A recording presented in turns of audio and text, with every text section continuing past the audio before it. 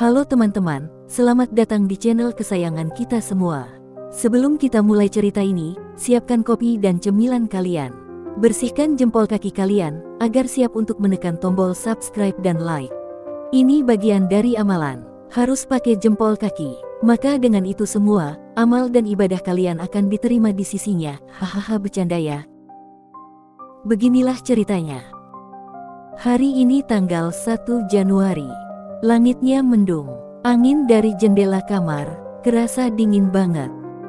Tapi entah kenapa, suasana rumah jauh lebih dingin dari biasanya. Aku keluar kamar, kulihat ibu, baru saja pulang. Mukanya pucat, matanya sembab, tangannya masih kotor dengan tanah. Katanya, dia habis bersihin makam Kak Raka. Kakak pertamaku yang meninggal waktu umur 7 tahun karena kanker darah. Waktu itu, aku sama Kak Dimas masih bayi. Jadi aku gak pernah inget apa-apa tentang Kak Raka. Cuma tahu dari cerita. Sejak pagi, ibu lebih banyak diem. Dia cuma duduk di ruang tengah. Kadang ngelamun, kadang senyum sendiri. Tapi senyumnya aneh, gak bikin aku nyaman. Kayak senyum orang yang keinget sesuatu yang terlalu pahit. Aku berdiri lama di ambang pintu, gak berani ganggu. Tiba-tiba, aku dengar suara pintu depan kebuka. Aku kaget, tapi ternyata itu Kak Dimas. Dia baru pulang dari Merbabu. Katanya, tadi malam dia ngerayain tahun baru di puncak gunung. Lihat kembang api dari atas. Wajahnya cerah. Bawa tas besar di punggung. Baju gunungnya masih penuh debu. Aku senyum kecil. Capek iya Kak, kataku. Enggak juga, cuma anginnya aja. Dingin banget di atas, katanya sambil senyum. Merbabu, keren sih. Tapi jalurnya agak licin karena semalam hujan. Aku nunduk. Temen kakak yang ikut, mana? Sudah langsung pulang, katanya. Dia naruh tasnya di sofa, terus langsung ngelus kepalaku. Udah makan belum Nay? Udah, ibu masak sop jamur tadi. Dimas langsung ke kamar mandi buat bersihin diri. Dan ibu masih di tempat yang sama. Diam, ngeliatin lantai. Sesekali ngusap air matanya sendiri. Malamnya rumah makin sunyi. Langit hujan pelan. Aku kebangun jam 9 karena haus. Lampu lorong nyala setengah redup. Aku jalan pelan ke dapur. Dingin banget. Kayak baru masuk kulkas. Pas sampai dapur, aku buka kulkas, ambil botol. Tiba-tiba, ada suara kecil dari arah rak gelas. Seperti suara kaca kesenggol. Aku nengok pelan. Salah satu gelas goyang. Pelan banget. Tapi jelas goyang sendiri. Padahal gak ada angin. Aku mundur 2 langkah. Jantungku berdegup kencang. Baru mau muter balik. Tiba-tiba. Ibu udah berdiri tepat di belakangku. Aku kaget banget. Astaga ibu. Dia diem. Matanya sayu. Wajahnya pucat. Aku langsung ngerasa gak enak. Tangannya megang pergelangan tanganku. Dingin. Kayak es batu. Kamu belum tidur, katanya pelan. Belum bu, aku haus. Ayo ibu buatkan teh. Aku buru-buru geleng. Gak usah bu, aku cuma mau minum air putih. Aku ambil gelas, dan langsung lari kecil ke kamar. Pas mau masuk kamar, aku ngerasa kayak ada langkah pelan di belakangku. Tapi waktu aku nengok, gak ada siapa-siapa. Aku nutup pintu kamar. Kunci, duduk di kasur, sambil megang gelas erat-erat. Tanganku gemeter. Aku tarik napas pelan. Tiba-tiba, terdengar suara pintu kamar diketuk. Aku buka. Ternyata Kak Dimas. Nay, kamu kenapa? Aku hanya menggeleng. Gak tahu, kayak ada yang aneh aja tadi di belakangku Kak. Dimas masuk, duduk di sampingku, ngelus bahuku. "Dasar penakut, sini tidur bareng kakak aja," katanya. Aku diem, masih terbayang gelas yang bergerak sendiri dan langkah kaki tadi. Daripada aku gak bisa tidur, lebih baik aku tidur di kamar Kak Dimas, pikirku. Aku angguk pelan. Aku pindah ke kamarnya Kak Dimas. Dan malam itu aku baru bisa tidur setelah dengar suara napasnya. Pagi hari suasana rumah gak kayak biasanya. Aku bangun duluan. Ibu belum keluar kamar. Biasanya dia udah nyapu atau masak pagi-pagi. Tapi hari ini sepi. Gak ada aroma masakan, gak ada suara piring, gak ada suara sendok. Aku jalan pelan ke dapur. Kosong. Semua pintu lemari tertutup. Gak ada siapa-siapa. Aku balik badan. Dan waktu itu, aku lihat pintu kamar ibu terbuka sedikit. Penasaran, aku deketin. Ku ketuk pelan. Tapi gak ada jawaban. Aku ngintip, dan kulihat ibu duduk di pojok kamar. Ngebelakangin pintu. Dia seperti lagi ngelamun. Rambutnya agak berantakan. Dan, dia ngomong pelan. Tapi aku gak bisa nangkep jelas dia berkata apa. Entah kenapa aku merinding. Aku gak pernah lihat ibu seperti itu. Aku bergegas balik ke kamar. Dan, beberapa jam kemudian, ibu akhirnya keluar. Tapi, mukanya beda. Dia senyum. Tapi matanya kosong, kayak ngelamun. Kayak bukan ibu. Aku duduk di ruang tamu bareng Kak Dimas. Dia lagi melihat videonya di puncak merbabu kemarin, lewat HP. Aku maksa diri buat ikut nonton, biar gak kepikiran. Aku sama Bagas, sempet hampir kepleset di jalur batu, waktu turun, kata Kak Dimas. Untung pegangannya kuat. Aku manggut-manggut, padahal pikiranku masih ke ibu. Tiba-tiba, lampu ruang tamu mati. Gelap. Padahal gak ada yang matiin. Aku kaget. Kak Dimas langsung berdiri. "Nay, kamu diem di sini ya.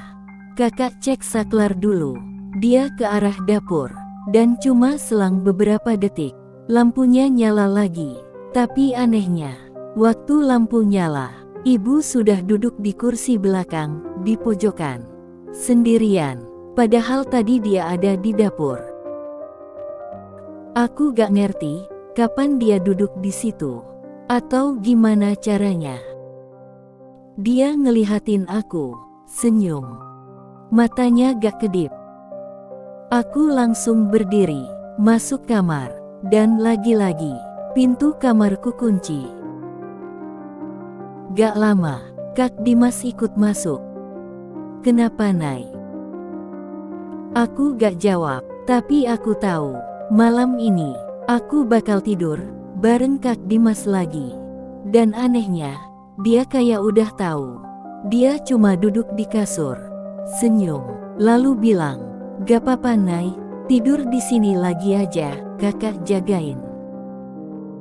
Ayah pulang sore itu, baru balik dari kantor. Katanya ada laporan tahun baru yang belum beres. Aku duduk di meja makan, sambil ngaduk nasi sisa makan siang tadi. Kak Dimas lagi ngepel. Ibu duduk di ruang tengah, nonton TV, tapi suaranya dimatiin. Aku lihat ayah jalan pelan ke arah ibu. Dia duduk di sampingnya, ngobrol. Tapi pelan banget, kayak bisik-bisik. Aku gak bisa dengar. Tapi aku lihat ekspresi ayah berubah. Dari biasa aja, jadi serius. Lalu, dia noleh ke arahku. Matanya kayak nanya sesuatu, tapi gak jadi ngomong. Aku pura-pura gak lihat. Beberapa menit kemudian, Kak Dimas masuk ke kamar. Kak Dimas duduk di sebelahku. "Nay, tadi kamu bilang ibu ngomong sendiri di kamar." Aku ngangguk pelan. "Iya, tapi aku gak ngerti dia ngomong apa." Kak Dimas diem sebentar, lalu bilang, "Santai, nanti kamu tidur di kamar kakak lagi aja ya." "Emang aku anak bayi, masih kakak kelonin terus," kataku. Dia cuma senyum. "Di mata kakak, kamu selalu bayi," sambil ketawa kenceng. Aku sebel, tapi aku ngangguk. Malam harinya, ayah ketok pintu kamar. Dia masuk, bawa air putih. "Naya, kamu gak apa-apa?" Aku ngangguk. "Kalau kamu ada masalah, bilang." "Ayah perhatiin kamu, dari tadi kelihatannya tegang terus." Aku hampir bilang semuanya ke ayah. Tentang ibu, tentang kejadian aneh. Tapi aku takut. Takut dibilang lebay. Lebih parahnya, takut ayah nggak percaya. Jadi aku cuma jawab, "Gak apa-apa ya. Cuma, kayak masuk angin aja," kataku. Ayah manggut, matanya sayu. Dan dia tahu, kalau aku berbohong. Dia elus kepalaku, lalu bilang, "Kalau kamu ngerasa aneh, ngomong ke ayah ya. Jangan simpan sendiri." Aku cuma bisa bilang, "Iya." Tapi dalam hati, aku gak yakin. Karena, ayah pun kelihatan mulai ragu. Kelihatan cemas. Tapi dia berusaha gak nunjukin. Setelah ayah keluar, Kak Dimas masuk. Dan kayak biasa, dia bilang, "Ayo tidur. Kakak matiin lampunya ya." Aku berusaha tenang. Tapi malam ini, aku mulai takut beneran. Takut sama ibu. Takut sama rumah ini. Dan jujur, aku juga mulai takut sama diriku sendiri. Karena aku gak yakin, apa semua ini nyata. Ibu, kayak bukan ibuku. Malam itu, aku gak bisa tidur. Padahal lampu kamar Kak Dimas udah dimatiin. Dan dia udah rebahan di sebelahku. Aku ngeliatin siluetnya dari cahaya yang masuk lewat jendela. Dia masih melek. Tangannya mainin rambutku pelan. Kayak dulu waktu aku masih kecil. Dia diem cukup lama. Lalu tiba-tiba ngebalik badan. Terus ngambil sesuatu dari laci. "Nih," katanya. Dia nyodorin selembar foto. Foto kami berdua. Lagi ketawa. Waktu ulang tahunku, tahun lalu. Pipiku belepotan krim roti ulang tahun. Hasil karya iseng Kak Dimas. "Kamu simpen ini ya," kata Kak Dimas. "Jaga baik-baik." Aku ambil fotonya. "Apaan sih Kak, mukaku jelek gini di sini?" Dia senyum. "Nggak apa-apa, kakak pengen kamu simpen foto itu." Aku perhatiin fotonya lagi. Aku tersenyum teringat kejadian itu. Lalu foto itu kutaruh di bawah bantal. Balik badan, ngebelakangin Kak Dimas, mencoba memejamkan mata. Aku masih bisa ngerasain tangannya mengelus rambutku. Anehnya, rasanya hangat banget, membuatku nyaman. Aku nggak tahu kenapa. Belum lama mataku merem. Tiba-tiba aku dengar suara. Langkah kaki dari arah lorong. Lalu, suara pintu kamar depan dibuka pelan. Aku langsung duduk. Kak Dimas juga bangun. Kami saling lihat. Aku pelan-pelan jalan ke depan. Tapi pas di tengah lorong, aku ngedengar suara ibu. Dia ngomong sendiri. Suaranya pelan, kayak orang lagi nyanyi. Tapi nggak jelas lagunya apa. Nadanya pelan banget. Dan sedih. Aku jalan makin dekat. Lampu ruang tengah cuma satu yang nyala. Tapi cukup buat ngeliat ibu berdiri dekat lemari pajangan. Ngebelakangin aku.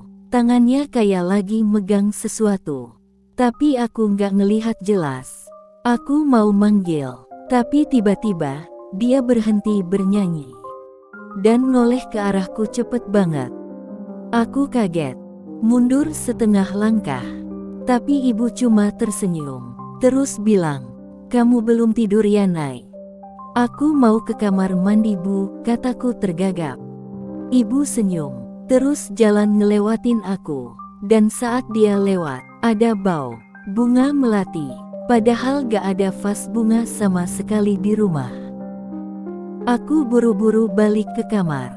Kak Dimas langsung nanya, "Kenapa? Kok kayak orang panik gitu?" Aku cuma jawab, "Gak apa-apa, ibu di luar." Dia gak banyak tanya, langsung nutup pintu, terus nyuruh aku tidur lagi. Tapi malam itu, aku gak bisa tidur sama sekali. Besok paginya, aku bangun duluan, tapi Kak Dimas udah gak ada di sebelahku. Biasanya dia bangunin aku tiap pagi, buat sholat. Aku turun ke dapur. Ibu lagi masak, tapi gerakannya lambat. Mukanya pucat, kayak gak tidur semalaman. Aku pelan-pelan nanya, "Ibu, capek ya?" Ibu gak langsung jawab.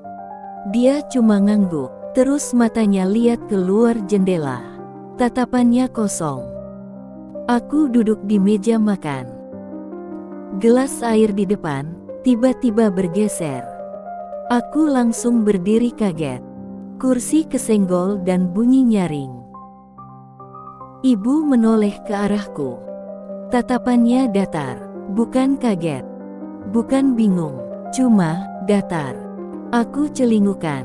Gelasnya masih di tempat, tapi aku yakin banget tadi itu bergerak. Ibu nyamperin, tangannya dingin ketika memegang pundakku. "Naya, ngelamun apa sih?" tanyanya.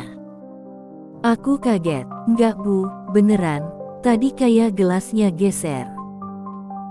"Udah, kamu jangan terlalu mikir hal yang aneh-aneh," kata ibu.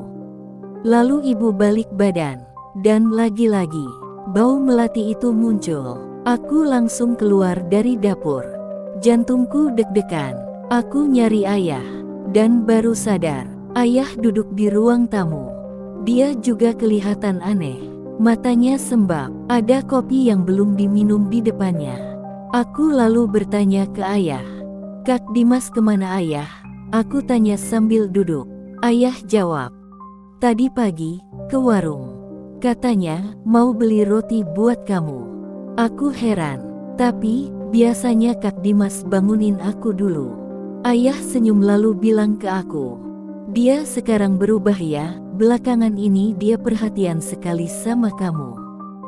Aku diem, terus nunduk. Iya sih, dia memang kakak yang baik dari dulu. Terutama akhir-akhir ini, lebih perhatian ke aku. Sore itu, aku keluar kamar, mau ke dapur ambil minum. Lorong ke arah dapur agak gelap. Lampu gantungnya nyala, tapi redup. Waktu aku jalan, aku lihat ibu jalan di depanku. Pelan, kepalanya sedikit menunduk, tangannya membawa sapu. Aku pelan-pelan memanggil, tapi ibu gak noleh. Dia terus jalan ke arah dapur. Dan saat itu juga, aroma melati mulai kecium lagi. Kali ini lebih kuat, seperti bunga segar yang baru dipetik. Aku langsung berhenti. Bulu kudukku merinding. Aku ngerasa degup jantungku makin kenceng. Tapi aku paksain lanjut jalan ke dapur. Aku celingukan. Dapur kosong. Lampu dapur padam beberapa detik, lalu nyala lagi sendiri. Aku buru-buru ambil air putih, lalu balik ke ruang TV. Kak Dimas duduk di sana lagi nonton film kartun lama. Film yang dulu sering kami tonton ketika masih kecil. "Akhirnya datang juga adekku tersayang," kata Kak Dimas sambil senyum lebar. Aku manyun, "Kak, jangan godain terus dong, aku barusan lihat ibu." Belum selesai ngomong, tiba-tiba dia nyubit pipiku. Kenceng. Aku langsung teriak kecil. Apaan sih? Dia ketawa. Lucu banget sih pipinya, kayak mochi. Terus dia lemparin bantal ke arahku. Aku balas lempar. Kami ketawa-tawa. Tiba-tiba suasana berubah. Dia duduk deket aku, ngasih aku sepotong biskuit, terus bilang, "Nih, biar pipinya makin empuk." Aku tertawa. Untung masih ada Kak Dimas, pikirku. Jadi aku nggak begitu tegang dengan keanehan-keanehan di rumah. Tapi aku tetap penasaran kenapa setiap ibu lewat, selalu muncul bau melati. Besoknya, aku bangun agak siang. Langit masih mendung, angin dingin masuk dari celah jendela. Waktu aku turun ke bawah, suasana rumah sepi. Ibu duduk di ruang makan. Diam, ngeliatin nasi di piringnya tanpa disentuh. Matanya kosong, seperti melamun. Tangannya gemetar sedikit ketika megang sendok. Ayah duduk di seberangnya. Mukanya juga sedikit tegang, seperti kurang tidur. Aku duduk pelan-pelan. Nggak enak kalau mengganggu. Tapi ayah akhirnya bersuara. Pelan. Serius. "Hari ini ayah mimpi aneh," katanya. "Ayah pulang dari kerja, dan rumah ini kosong. Nggak ada kalian, nggak ada juga perabotannya." Aku dan ibu langsung saling pandang. Ibu diem, tapi matanya mulai berkaca-kaca. Ayah ngelirik ibu sebentar, lalu narik napas panjang. Akhir-akhir ini ayah juga sering nyium bau bunga. Aku langsung merinding. Aku mau ngomong, tapi suaraku hilang. Tiba-tiba Dimas muncul dari belakangku. Mukul pelan kepalaku. "Nah, ini juga, tukang ngimpi sama seperti ayah," katanya sambil ketawa. Aku kaget sekaligus lega. "Ya ampun Kak, ngagetin aja." Dia cuma nyengir, terus duduk di sebelahku. Kak Dimas mulai makan. Tapi beda dari biasanya. Dia makannya pelan, sambil sesekali ngelirik aku dan ibu. Ekspresinya susah dijelaskan, seperti menyimpan sesuatu yang belum diceritakan. Tapi tetap aja sok ceria di luar. Ibu akhirnya berdiri, masuk ke dapur. Tapi pas dia jalan lewat belakangku, aroma itu muncul lagi. Bau melati. Kuat. Hanya beberapa detik, tapi cukup bikin aku kaku di tempat. Aku nengok ke arah dapur, tapi ibu sudah nggak kelihatan. Dimas ngelirik aku. "Naya, kamu takut ya?" Aku gak jawab, hanya bisa nunduk. Dia tiba-tiba narik kursiku pelan, ngedeketin aku ke arahnya. "Dasar penakut." Dia nyubit pipiku lagi, tapi kali ini pelan, gak nyakitin, cuma hangat. Aku senyum kecil, tapi perasaanku campur aduk. Ayah senyum melihat aku dan Kak Dimas. Di rumah ini, seperti ada yang janggal. Kak Dimas satu-satunya orang yang bisa bikin aku senyum. Ketika hari menjelang sore, aku duduk di kursi depan TV bersama ayah. Dari arah dapur ibu jalan menghampiriku. Ibu bertanya, "Kak Dimas kemana?" Aku menjawab, "Lagi mandi bu," kataku. Sekilas aku kaget seperti ada bayangan hitam di belakang ibu. Apa itu tadi? Ah, itu mungkin cuma imajinasiku saja, pikirku. Lalu aku membuka pembicaraan. "Bu, Ibu kenapa sih beberapa hari ini kok seperti murung terus?" Lalu ibu berkata, "Iya, ibu kangen sama kakakmu yang udah meninggal." Tapi perasaan ibu juga nggak enak akhir-akhir ini. Tapi gak tahu kenapa. Tiba-tiba dada ibu sesek sendiri dan perasaan ibu jadi sedih banget. Tapi ibu nggak tahu alasannya, kata ibu. Aku makin bingung dengan curhatan ibu. Aku ingin juga tanya masalah bau melati itu ke ibu. Tapi sebelum aku bertanya, terdengar suara pintu diketuk. Ayah berjalan menuju pintu dan membukakannya. Terlihat seseorang berbaju damkar. Dia berkata, "Apa benar sini rumah Mas Dimas?" "Iya, saya orang tuanya," jawab ayahku. Sambil sedikit ragu, petugas damkar itu berkata, "Anak Bapak mengalami kecelakaan di gunung, mereka tergelincir ke jurang di pos 3. Kami baru bisa mengevakuasi hari ini, karena ada laporan dari pendaki lain. Maaf, kami tidak bisa menyelamatkan mereka. Saat kami tiba mereka sudah nggak ada. Kami coba memastikan dan mengecek denyut nadinya, tapi nihil," katanya. "Apa maksud Anda?" kata ayah kaget, setengah marah dan bingung. "Anak saya di rumah, kamu jangan mengada-ada," kata ayahku. Petugas damkar itu terlihat bingung dan tidak bisa berkata-kata. Lalu ayah menuju kamar kakakku. "Dimas, Dimas," panggil ayah. Tak ada jawaban. Aku pun ikut memanggil Kak Dimas. Ibu juga mencari-cari, tapi kami tidak menemukan Kak Dimas dimanapun, padahal tadi dia barusan mandi. Lalu petugas damkar menunjukkan foto saat evakuasi. Untuk memastikan apakah jenazah di foto itu anaknya atau bukan. Ada 2 jenazah. Dan benar saja, satu jenazah itu adalah Kak Dimas. Seketika itu kepalaku terasa berputar. Dadaku sesak, syok dan gak bisa berkata-kata. Kurebut HP petugas itu untuk melihat fotonya. Seketika air mata deras mengalir di pipiku. Ibu histeris, berteriak, hingga akhirnya dia pingsan. Sekarang semua jelas. Barang yang bergerak sendiri, bau melati, bayangan hitam, perasaan ibu yang terus-menerus gak enak, tanpa tahu sebabnya. Apakah ini nyata? Atau cuma mimpi? Hari itu seperti mimpi buruk yang tidak bisa dijelaskan. Beberapa hari ini ternyata kami hanya bersama arwahnya. Aku gak percaya Kak Dimas sudah gak ada. Aku merasakan pedih yang gak bisa aku ungkapkan. Terlalu sakit, seakan sebagian dari jiwaku diambil paksa. Sejak kejadian itu rumah kami hening.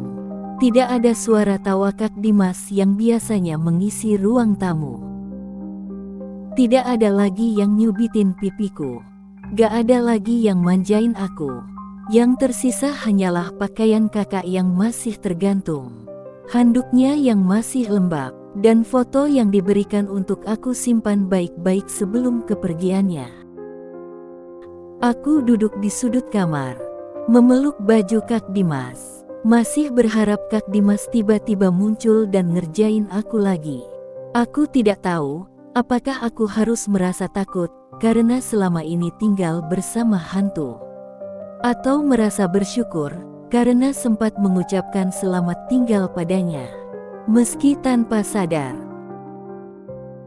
Sejak malam itu, rumah ini terasa kosong, seperti hatiku. Dia tak pernah tampak lagi.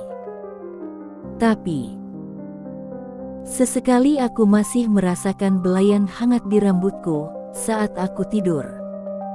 Entah hanya perasaanku, atau aku hanya sekedar bermimpi. Aku nggak peduli. Aku selalu mengharap kehadirannya. Yang aku tahu pasti, tidak akan ada yang bisa menggantikan Kak Dimas. Tidak akan pernah.